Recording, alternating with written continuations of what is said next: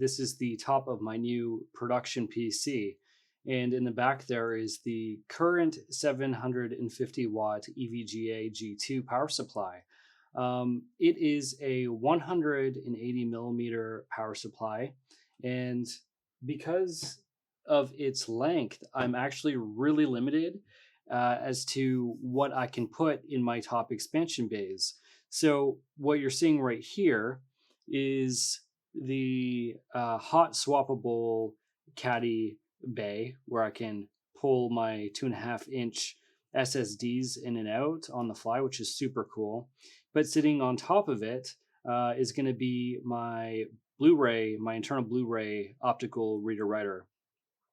I currently have all my cables just hanging out the back. It's a lot of space that takes up.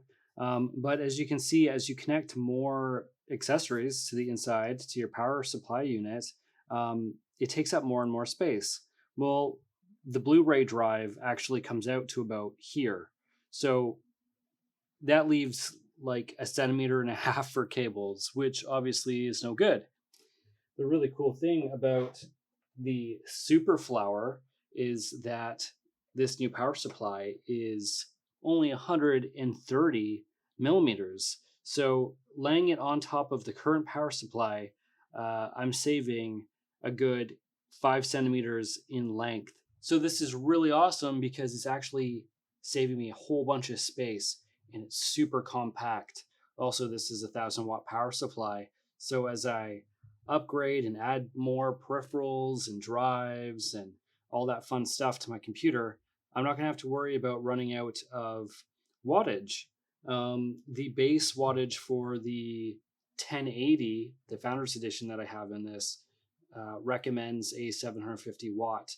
And this current one has worked out just fine, but it doesn't hurt to future-proof and get a higher spec'd, higher wattaged power supply for your computer build, because it seems to be the trend, especially for graphics cards. Required wattage keeps going up with each generation. Another really cool thing about this is that SuperFlower actually has created a universal plug-and-play system. So you don't really have to worry about, if you're new to computer builds, you don't have to worry about putting the wrong cable in the wrong port or anything like that.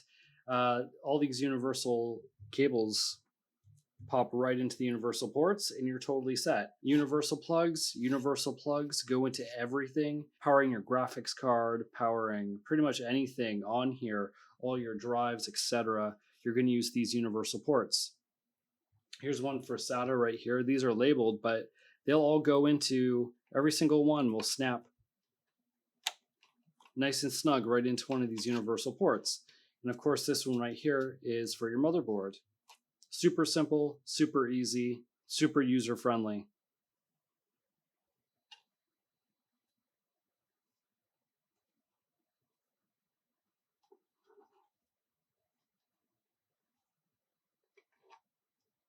Another feature I really like is the Eco mode. There's a switch for it. You can turn it on and off right on the back of the case, along with the power supply button.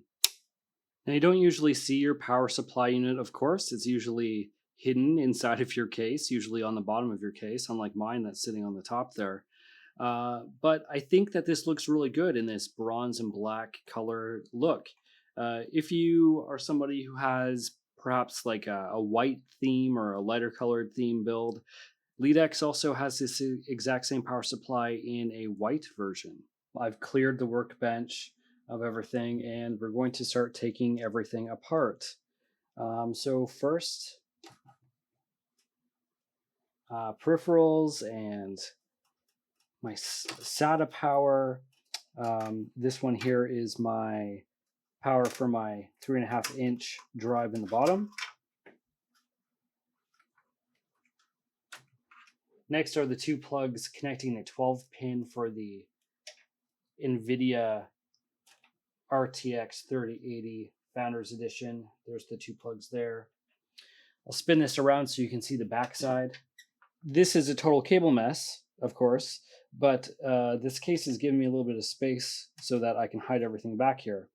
I really like these braided cables from EVGA. on this 750 watt G2, but they're pretty bulky. And with the new Super Flower 130 millimeter power supply, the cables are nice and flat. So I think that might actually be better for uh, saving space back here and creating something that's less messy. Let's find out. So this is power supply for my Caddy SSDs in the front. Motherboard.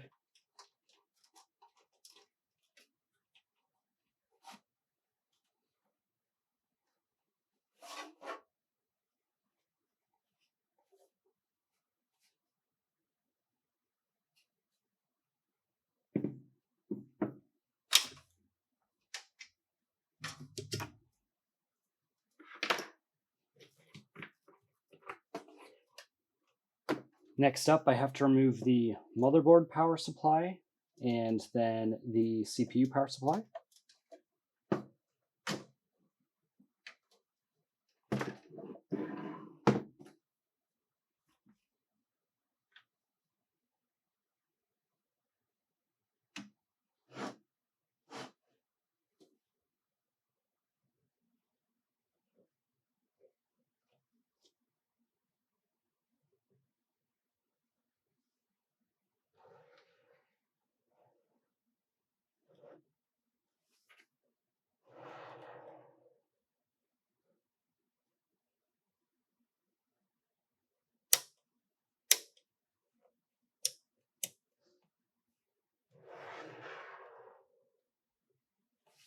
And now that you see the huge size difference between these two power supplies, I'll push the old EVG one aside